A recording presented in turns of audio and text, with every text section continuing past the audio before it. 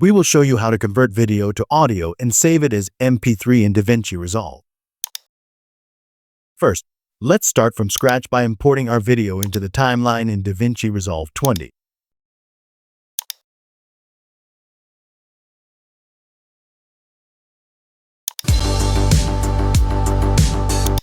Enter the Deliver workspace.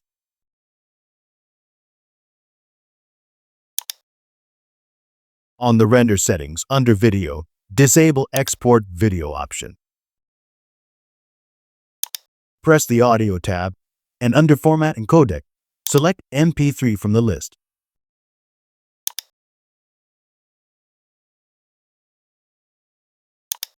From the bottom, press Add to Render Queue. On the right, press Render All.